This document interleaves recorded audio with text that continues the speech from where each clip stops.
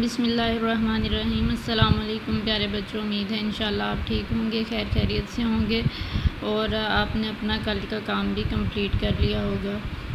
काम आपने साथ साथ करते रहना है क्योंकि स्कूल आने के बाद ये काम आपको दोबारा से नहीं करवाया जाएगा, इसलिए आपने अपना सिलेबस साथ साथ ही कवर्स करते रहना है। लेक्चर्स आपको डेली बेसिस पे मिल रहे हैं, लेक्चर्स को ध्यान से सुनें और फिर उसके बाद जो है इसको लेसन याद करें। होमवर्क करने के बाद स्कूल टाइमिंग में ही पोर्टल पर अपलोड भी करना है आपने, ताकि होमवर्क चेक करके आपकी अटेंडेंस मार्क की जा सके।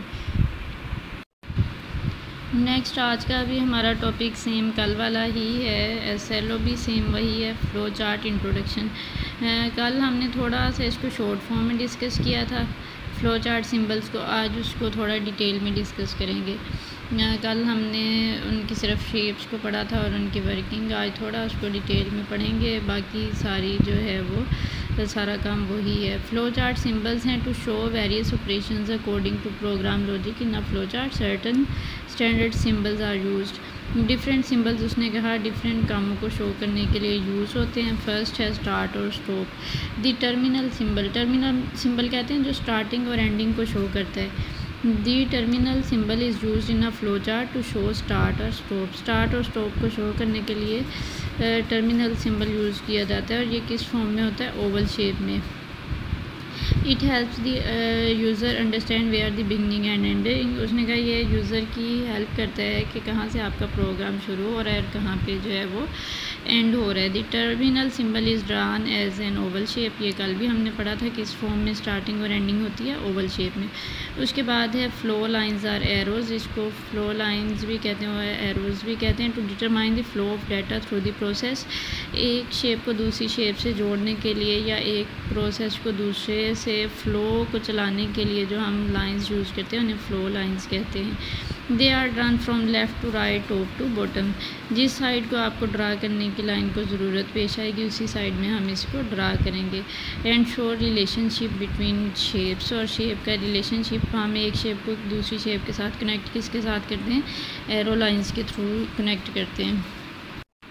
उसके बाद इनपुट आउटपुट है, तो इनपुट आउटपुट भी हमने पढ़ा था कि जो है वो किस फॉर्म में दी जाती है, पैरेललोग्राम शेप में होती है। इनपुट और आउटपुट दोनों ही इस फॉर्म में होती हैं। टू शो इनपुट और output of a program in a flow chart the shape of a parallelogram is use. Parallelogram की शेप यूज़ होती है। उसके बाद है प्रोसेस।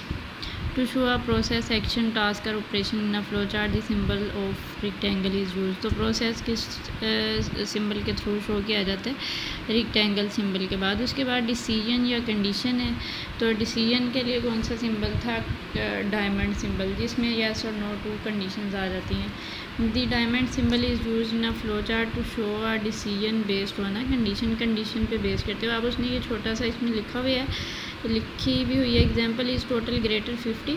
अगर तो टोटल ग्रेटर है 50, यस, फिर अगली कंडीशन अप्लाई करनी है, अगर नहीं है फिर नो लिख के आगे यहाँ हम बताएंगे कि नंबर फिर क्या है। अगर वो ग्रेटर 50 से नहीं है तो वो नेक्स्ट कौन सी कंडीशन फिर अप्लाई होगी। उसके बाद ये शेप हमने कल नहीं पढ़ी थी, कनेक्टर। ये एक डिफरेंट उनसे डिफरेंट है। To connect flow lines from different direction.